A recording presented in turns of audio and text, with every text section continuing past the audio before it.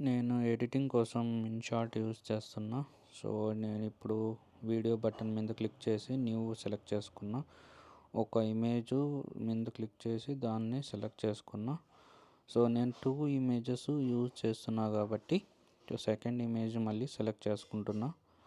So, select చేసుకొని ఇప్పుడు దాన్ని నీట్‌గా అలైన్‌మెంట్ చేస్తున్నా. సో, అలైన్‌మెంట్ అంటే టాప్‌కి తీసుకొని వెళ్ళాలి. సో, దాన్ని నీట్‌గా టాప్‌కి తీసుకొనెళ్ళి అక్కడ డ్రాగ్ చేసుకొని పెట్టుకోవాలి. నెక్స్ట్ స్క్రిప్ట్ నుంచి హుక్ తీసుకోవాలి. కాపీ చేసుకొని ఇక్కడ టెక్స్ట్ అనే ఒక బటన్ ఉంటుంది. దాని మీద క్లిక్ చేసి టెక్స్ట్ యాడ్ చేసుకోవాలి.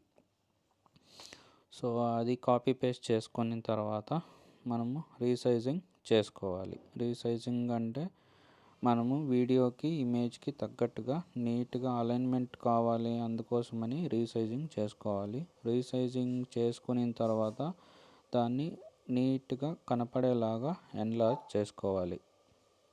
సో, ఎన్లార్జ్ చేసుకున్న తర్వాత ఇప్పుడు నేను టాప్కి తీసుకొని వెళ్ళి అక్కడ పెడుతున్నాను. ఎందుకు అంటే టాప్లో హుక్ కంపల్సరీగా ఉండాలి. అంటే ఎవరన్నా వ్యూవర్స్ చూసేవాళ్ళు మన వీడియో చూడాలి అంటే హుక్ కంపల్సరీగా ఉండాలి. హుక్ ఉంటేనే మనకి వ్యూస్ చాలా వస్తాయి. అందుకోసమని నేను దాన్ని టాప్లో పెడుతున్నా. సో, అకార్డింగ్లీ నేను కింద థంబ్‌నెయిల్ కూడా అలైన్మెంట్ చేస్తున్నా. సో, థంబ్‌నెయిల్ కూడా దానిలో ఇది టెక్స్ట్‌కి కరెక్ట్‌గా నీట్‌గా అలైన్మెంట్ చేస్తున్నా. సో, దాని కిందే కరెక్ట్‌గా నీట్‌గా అలైన్మెంట్ చేసి 2 ఇమేజెస్ నీట్‌గా అలైన్మెంట్ చేయాలి. సో, అలైన్మెంట్ చేసిన తర్వాత వీడియో లెంత్ మనకి 6 సెకండ్స్ వచ్చేలాగా కింద 2 ఇమేజెస్కి యాడ్ చేసుకోవాలి. మళ్ళీ ట్రాన్సిషన్ అప్లై చేయాలి. 2 ఇమేజెస్ కంపల్సరీగా పెట్టాలి. మీరు ఒక ఇమేజ్ పెడితే రీయూజ్డ్ కంటెంట్ వస్తుంది. సో, దాన్ని నేను వీడియో లెంత్ కరెక్ట్గా 6 సెకండ్స్ వచ్చేలాగా అడ్జస్ట్మెంట్ చేసుకున్నా. ఇప్పుడు చూసుకోవచ్చు మనకి ఆల్మోస్ట్ థంబ్‌నెయిల్ మళ్ళీ హుక్ నీట్గా అడ్జస్ట్ అయ్యింది.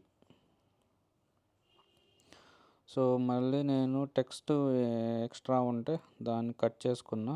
ఇప్పుడు బాడీకి వస్తాము. సో, బాడీ మనము కాపీ చేసుకోవాలి.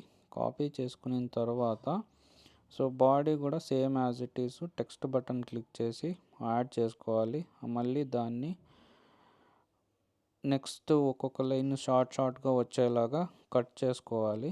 కట్ చేసుకుంటే అప్పుడు మనకి ఎందుకు అంటే కట్ చేసుకోవాలి అంటే నీట్గా మనకి అలైన్మెంట్ చేయడానికి ఈజీగా అవుతుంది నెక్స్ట్ లైన్కి. అందుకోసమని కట్ చేసుకున్నా.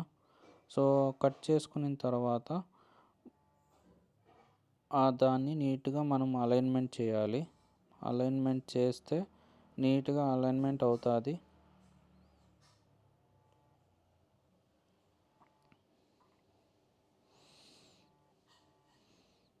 సో, నెక్స్ట్ CTA కాపీ చేసుకుంటున్నా. సో, CTA కాపీ చేసుకొని పెట్టుకోవాలి. So, same as it is alignment చేసుకోవాలి. CTA కూడా అలైన్మెంట్ చేసుకొని పెట్టుకోవాలి.